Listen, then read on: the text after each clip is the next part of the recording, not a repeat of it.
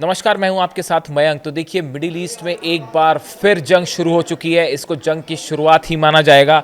Israel ने Lebanon की राजधानी बेरूत पर बड़ी एयर स्ट्राइक करी है और इस स्ट्राइक में हिजबुल्लाह के चीफ ऑफ आर्मी स्टाफ हेथम तबाताबाई की मौत हो गई है। इस तरह की खबर आई वहां से। देखिए, ये स्ट्राइक रात को की गई और बताया जा रहा है कि F-16 प्लेन्स के थ्रू ये स्ट्राइक की गई, जिसमें एक अपार्टमेंट पर हमला किया गया बेरूत पे, जहां पे उस समय हिजबुल्लाह के चीफ ऑफ आर्मी स्टाफ जो है हेथम तबाताबाई, वो वहां पे मौजूद थे और हमले में उनकी मौत हुई।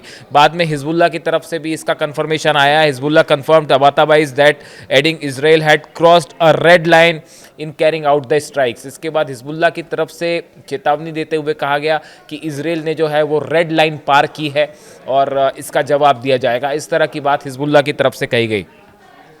देखिए, ये जो हमले हुए, इस हमले में बेरूत में काफ़ी समय बाद ये जो सीज़ फायर चल रहा था हिजबुल्लाह और इजराइल के बीच में, इसमें बेरूत पर हमले नहीं हो रहे थे। ये हमले जो है वो दक्षिणी लेबनान तक सीमित थे जो हमले हुए। लेकिन ये काफ़ी महीनों बाद ये मौका है जब बेरूत पर सीधा हमला किया इजराइल ने और उसमें जो चीफ ऑफ आर्मी स्टाफ है हिजबुल्लाह के हेथम तबाताबाई, इनकी मौत हो गई। अब देखिए, ये इस हमले के बाद जो है बेंजामिन नेतन्याहू जो प्राइम मिनिस्टर हैं इजराइल की, इनकी तरफ से एक बयान आया। उन्होंने कहा, under my leadership the state of Israel will not allow Hezbollah to rebuild its power and we will not allow it to once again pose a threat to state of Israel. ये उनकी तरफ से कहा गया कि मैं जब तक यहाँ पे प्रधानमंत्री हूँ, मेरी लीडरशिप में हम हिजबुल्लाह को फिर से मजबूत होने नहीं देंगे और इजराइल पर हमले नहीं करने देंगे। इस तरह की बात कही गई। अब देखिए, हिजबुल्लाह का कहना है कि ये सीज़ फायर का साफ साफ उल्लंघन है। इजराइल ने जो है सीज़ फायर का उल्लंघन किया। यही कहना लेबनान के प्रेसिडेंट है उनका भी है। लेबनान के प्रेसिडेंट ने कहा, Lebanon president Joseph Aoun has urged the international community to put pressure on Israel which continues to occupy at least 5 location in southern Lebanon. जो लेबनान के राष्ट्रपति हैं जोसेफ ऑन, इनकी तरफ देखिए, इनकी स्थिति ये है, एक तरफ तो इन्होंने इजराइल का क्रिटिसाइज़ किया उन्होंने जिस तरह से हमले किए, लेकिन एट द सेम टाइम इनका ये कहना है, जो इंटरनेशनल जानकार बता रहे हैं मामले के, कि लेबनान की जो गवर्नमेंट है, जो सरकार है, उस पर बड़ा दबाव है अमेरिका और इजराइल का कि किसी भी तरह हिजबुल्लाह को डिसआर्म किया जाए, हिजबुल्लाह के हथियारों को सरेंडर करवाया जाए। और वहाँ की जो सरकार है, देखिए लेबनान में दो हालात है। एक, हिजबुल्लाह अपनी सरकार चला रहा है, एक हिजबुल्लाह जो है वो उसका अपना मिलिट्री रूल है, और दूसरा वहाँ की जो ऑफिशियल गवर्नमेंट है जिसको वेस्ट रिकॉग्नाइज करता है। और इनके जो प्रेसिडेंट है, प्रेसिडेंट जोसेफ ऑन जो है लेबनान के, वो इस दबाव में है अमेरिका और इजराइल से कि किसी तरह हिजबुल्लाह से हथियार रखवाए जाएं। इसको लेकर अब देखिए, वहाँ पे हिजबुल्लाह ने पहले भी कहा कि हम हथियार सरेंडर नहीं करेंगे। हिजबुल्लाह की तरफ से 3 बातें कही गई। पहली बात, उन्होंने ये कहा कि जब तक इजराइल पूरे तरह से हमले नहीं रोक देता, तब तक हम जो है वो हथियार सरेंडर करने की कोई बात ही नहीं है। उसके अलावा हिजबुल्लाह ने ये कहा कि लेबनान में 5 जगह ऐसी हैं जहां पे अभी भी इजरायली फोर्सेस मौजूद हैं।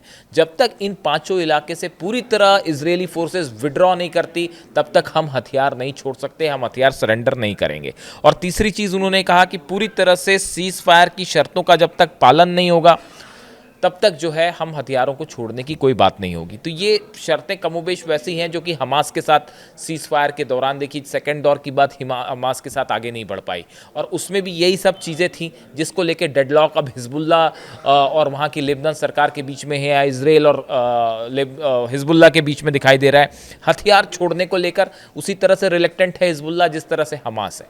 अब इनका दोनों का कहना ऐसा है कि इस बात की कोई गारंटी नहीं है कि इजराइल आगे चल के जो है वो सीज़ फायर की शर्तों का पालन करेगा।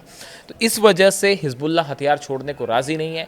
वहाँ की जो सरकार है वो हिजबुल्लाह पर दबाव बना रही है। इस बीच में नेतन्याहू ने स्ट्राइक का आदेश दिया और ये हमले हुए, जिसमें जो है चीफ ऑफ आर्मी स्टाफ हेथम तबाताबाई जो है, इनकी मौत हुई है।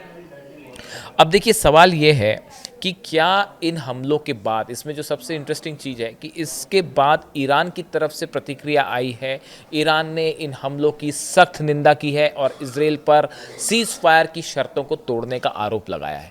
अब देखिए, हम आपको अलग से एक वीडियो करेंगे, चर्चा करेंगे इसमें कि ईरान में क्यों जंग के हालात फिर से बन रहे हैं। और इस हमले के बाद काफ़ी सारी चर्चाएं हैं इस तरह की कि क्या ईरान जो है वो कोई बड़ा एक्शन ले सकता है इजराइल पर। हमने देखा था कि पिछली बार जब 180 और 200 मिसाइल्स जब फायर की थी ईरान ने, वो उसी समय की बात है जब लेबनान पर लगातार हमले हो रहे थे।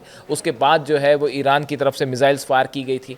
इस हमले के बाद अब इजराइल में रेड अलर्ट है। इजराइल के कई इलाकों में सेना को अलर्ट पर रख दिया गया है कि कहीं जो है वो ईरान की तरफ से हमले ना हो जाए, इसका बदला लेने के लिए। अब इस बात पर नज़र रखनी होगी, खासकर इजराइल की जो सिक्योरिटी एजेंसीज हैं वो इस बात को लेकर अलर्ट है, आर्मी इस बात को लेकर अलर्ट है कि इजराइल की तरफ से कोई बड़ी कार्रवाई हो सकती है इस हमले को लेकर।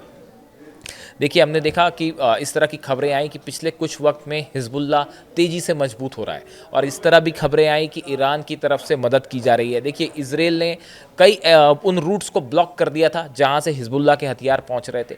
अब उसके बाद ये जानकारी आई कि सीरिया से कई नए रास्ते खोजे गए हैं जहां से लेबनान हथियारों की सप्लाई हो रही है, और हिजबुल्लाह के पास जो है वो काफ़ी मात्रा में रॉकेट्स ऑलरेडी पहुंच चुके हैं और शॉर्ट रेंज मिसाइल्स भी आ गई हैं।